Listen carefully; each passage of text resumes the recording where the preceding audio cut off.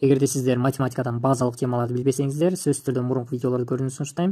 Себеби азыркы өтүлө турган тема сиздерге татаал болуп калышы мүмкүн. Мурунку видеолордун ссылкасын ушул видеонун описаниясынан же комментарийинен тапсаңыздар болот.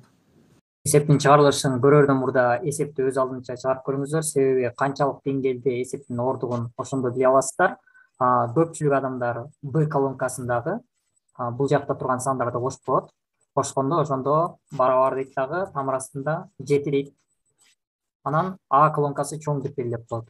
Эгерде ушундай кыла турган болсоңуздар, мынакей бул жак жагы чоң дей турган болсоңуздар, жаңылышасыздар. Себеби мындай кылып чыгаруу туура эмес. Математикада деңгээл деген түшүнүк бар. Башкача айтканда, кайсындан биринчи аткарып башташ керек, ошол нерсени билип алышыбыз керек. Мисалы, буга чейинки 3-4 класстарда көрсөңүздөр керек. Мисалы, ушундай эсеп келе турган болсо, эң алгач биз көбөйтүүнү аткарабыз. Башкача айтканда, 2-ни 3-кө көбөйтөбүз, 6 чыгат.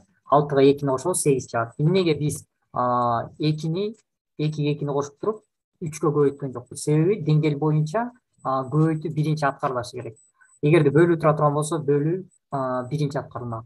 Эми мындай кылып жазып алсаңыздар болот. Эң алгач деңгээл боюнча тамыр жана даража турат. Тамыр жана даража. Мен сиздерге жазып көрсөтүп коеюн. Бул да сиздерге жакшы маалымат болушу мүмкүн, пайдалуу. Тамыр, анан даража. Эгерде экөө келе турган болсо, кайсынысы биринчи турса, ошону аткара беребиз, айырмасы жок. Көбөйтүү менен бөлүү келе турган болсо, кайсынысы биринчи келсе, ошону аткарабыз. Кошуу менен кемитүү келсе да, кайсынысы биринчи турса, ошону биринчи аткарат экенбиз. Эң алгач демек тамыр жана даражанын деңгээли жогорураак турат экен. Экинчи көбөйтүү жана бөлүү. Көбөйтүү жана бөлүү. Анан үчүнчү орунда бизде кошуу жана кемитүү. Эми бул эсепти карап көрүңүздөр. Эң алгач биз эмнеден баштап кеттик? Кошуудан баштап кеттик. Кошуунун деңгээли бул жакта турат. Тамыр даража биринчи аткарылыш керек экен демек. Ошону биринчи аткарат экенбиз, андан соң көбөйтсөк болот экен. То есть кошсок болот.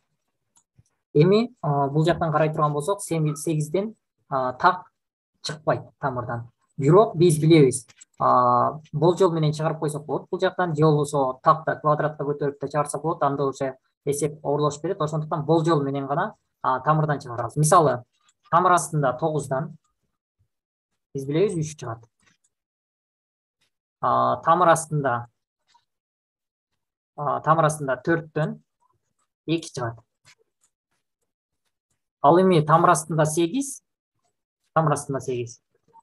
бул 2 менен 3-түн ортосунда болуп атат. Эгерде 3 деп ала турган болсок, тамыр астында 8ден 3 чыгат дей турган болсок, жаңылышат экенбиз. Себеби ал 9 болгон учурда 3 чыгып атат. Демек бул андан кичине болуп атат. 2 деп дей турган болсок, анда өтө эле кичинекей болот экен. Демек 2ден чоң, бирок 3төн кичине сан болуш керек экен. Болжол менен давайте максималдуу түрдө жазып коелу. 2,19 чыгышы мүмкүн деп коелу. Болжол менен. Калькулятордон деле чыгарып көрсөңүздөр болот, бирок ортодо бизде калькулятор берилбейт. Демек мынакей, ушул 2,19ду туура жооп катары түшүнөлү. Тамыр астында 4төн, бул жагында турган тамыр астында 4төн 2 чыгат. Тамыр астында 4, бул барабар 2. Ал эми тамыр астында 3 бизге белгисиз. Ошондуктан жакындаштырылган маани алалы. Тамыр астында 3 деп жазайын. Бул пока что аз жазбай кое туралы. Андан кийин тамыр астында 1 бар. Так чыга тургандарды жазып алайын. Тамыр астында 1ден 1 чыгат. Ал эми тамыр астында 3 ушул 4 менен 1дин ортосунда турат. Демек 2 деп да ала албайбыз, 1 деп да ала албайт экенбиз. Болжол менен мисалы 1,17 деп алып коелу. Кааласаңыздар 1,16 деп алыңыздар. Оюңузга келгенде ала бериңиздер. Болгону 1ден чоң кылып, 2ден кичинекей кылып жазсаңыздар туура болот.